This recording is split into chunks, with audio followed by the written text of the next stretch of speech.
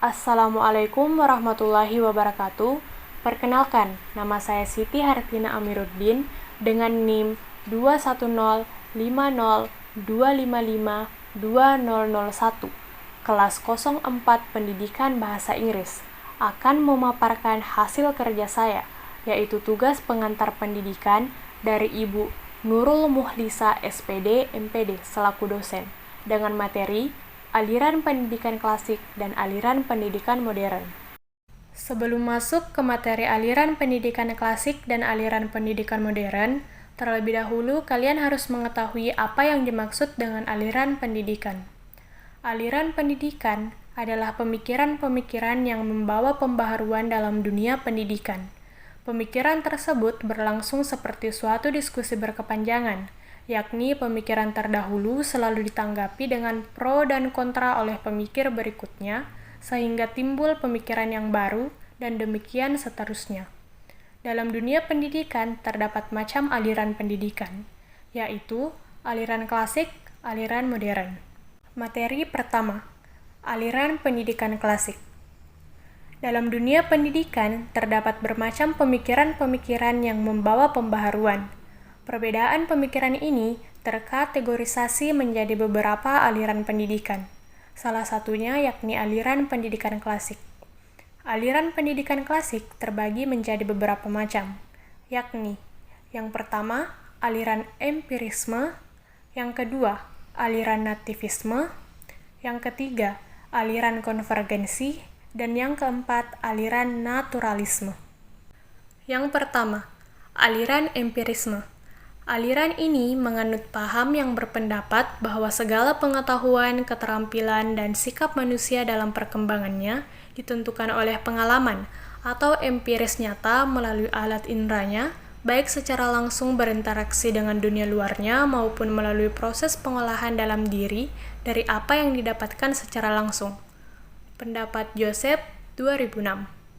Jadi, segala kecakapan dan pengetahuannya terbentuk dan ditentukan oleh pengalaman. Sedangkan, pengalaman didapatkan dari lingkungan atau dunia luar melalui indera. Sehingga dapat dikatakan lingkunganlah yang membentuk perkembangan manusia atau anak didik, bahwa hanya lingkunganlah yang mempengaruhi perkembangan anak. Yang kedua, aliran nativisme. Teori ini merupakan kebalikan dari teori empirisme yang mengajarkan bahwa anak lahir sudah memiliki pembawaan baik dan buruk. Perkembangan anak hanya ditentukan oleh pembawaannya sendiri-sendiri. Lingkungan sama sekali tidak mempengaruhi apalagi membentuk kepribadian anak. Jika pembawaannya jahat, akan menjadi jahat. Jika pembawaannya baik, akan menjadi baik. Jadi, lingkungan yang diinginkan dalam perkembangan anak adalah lingkungan yang tidak dibuat-buat, yakni lingkungan yang alami. Yang ketiga, aliran konvergensi. Faktor pembawaan dan faktor lingkungan sama-sama mempunyai peranan yang sangat penting. Keduanya tidak dapat dipisahkan sebagaimana teori nativisme. Teori ini juga mengakui bahwa pembawaan yang dibawa anak sejak lahir juga meliputi pembawaan baik dan pembawaan buruk. Pembawaan yang dibawa anak pada waktu lahir tidak akan bisa berkembang dengan baik tanpa adanya dukungan lingkungan yang sesuai dengan pembawaan tersebut. Dan yang keempat, aliran naturalisme. Aliran ini mempunyai kesamaan dengan teori nativisme, bahkan kadang-kadang disamakan, padahal mempunyai perbedaan-perbedaan tertentu. Ajaran dalam teori ini mengatakan bahwa anak sejak lahir sudah memiliki pembawaan sendiri-sendiri, baik bakat minat, kemampuan, sifat, watak, dan pembawaan-pembawaan lainnya. Pembawaan akan berkembang sesuai dengan lingkungan alami, bukan lingkungan yang dibuat-buat. Dengan kata lain, jika pendidikan diartikan sebagai usaha sadar untuk mempengaruhi perkembangan anak seperti mengarahkan, mempengaruhi, menyiapkan, menghasilkan, apalagi menjadikan anak ke arah tertentu, maka usaha tersebut hanyalah berpengaruh jelek terhadap perkembangan anak.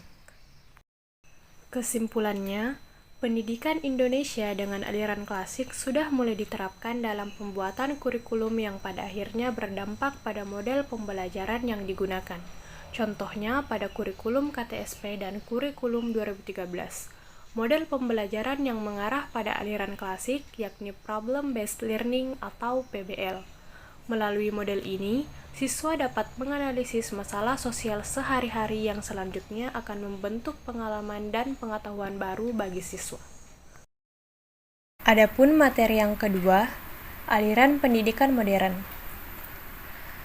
Dalam dunia pendidikan, tentu membutuhkan acuan untuk pembangunan kualitas pendidikan agar lebih baik. Dalam hal ini, terdapat beberapa aliran pendidikan modern yang dikenal dalam dunia pendidikan hingga saat ini, yakni yang pertama, progresivisme, yang kedua, esensialisme, yang ketiga, rekonstruksionalisme, yang keempat, perennialisme, dan yang kelima, idealisme. Yang pertama, progresivisme. Progresivisme adalah gerakan pendidikan yang mengutamakan penyelenggaraan pendidikan di sekolah berpusat pada anak atau child-centered sebagai reaksi terhadap pelaksanaan pendidikan yang masih berpusat pada guru atau teacher-centered atau bahkan pelajaran atau subject-centered. Yang kedua, esensialisme. Esensialisme modern dalam pendidikan adalah gerakan pendidikan yang memprotes gerakan progresivisme terhadap nilai-nilai yang tertanam dalam warisan budaya atau sosial. Menurut esensialisme, nilai-nilai yang tertanam dalam nilai budaya atau sosial adalah nilai-nilai kemanusiaan yang terbentuk secara berangsur-angsur dengan melalui kerja keras dan susah payah selama beratus tahun, dan di dalamnya berakar gagasan-gagasan dan cita-cita yang telah teruji dalam perjalanan waktu. Peranan guru kuat dalam mempengaruhi dan mengawasi kegiatan-kegiatan di kelas. Yang ketiga, rekonstruksionalisme. Rekonstruksionalisme memandang pendidikan sebagai rekonstruksi pengalaman-pengalaman yang berlangsung terus dalam hidup. Sekolah yang menjadi tempat utama berlangsungnya pendidikan haruslah merupakan gambaran kecil dari kehidupan sosial di masyarakat. Yang keempat, perennialisme. Perennialisme adalah gerakan pendidikan yang mempertahankan bahwa nilai-nilai universal itu ada, dan bahwa pendidikan hendaknya merupakan suatu pencarian dan penanaman kebenaran-kebenaran dan nilai-nilai tersebut. Guru mempunyai peranan dominan dalam penyelenggaraan kegiatan belajar mengajar di kelas. Menurut perennialisme, ilmu pengetahuan merupakan filsafat yang tertinggi, karena dengan ilmu pengetahuanlah seseorang dapat berpikir secara induktif. Dan yang kelima, idealisme. Aliran idealisme merupakan suatu aliran ilmu filsafat yang mengagungkan jiwa. Menurutnya, cita adalah gambaran asli yang semata-mata bersifat rohani dan jiwa terletak di antara gambaran asli dengan bayangan dunia yang ditangkap oleh panca indera. Pertemuan antara jiwa dan cita melahirkan suatu angan-angan yaitu dunia idea. Aliran ini memandang serta menganggap bahwa yang nyata hanyalah idea. Kesimpulannya, beberapa penjelasan tentang aliran pendidikan modern tersebut dapat terlihat bahwa pandangan ini cenderung memusatkan pada kemandirian siswa. Namun, guru juga tetap memiliki peran dalam pembelajaran di kelas. Di Indonesia, pandangan modern ini mengarah pada kurikulum 2013 dengan adanya slogan Student Centered atau pembelajaran terpusat pada siswa. Artinya, setiap pembelajaran yang dilakukan mendorong anak agar mampu secara mandiri menggali informasi sendiri, sedangkan guru sebagai fasilitator saja. Mungkin cukup sekian materi yang sempat saya paparkan. Jika ada kesalahan mohon dimaafkan, dan jika ada pertanyaan silahkan masukkan pada kolom komentar. Sekian dan terima kasih. Wassalamualaikum warahmatullahi wabarakatuh.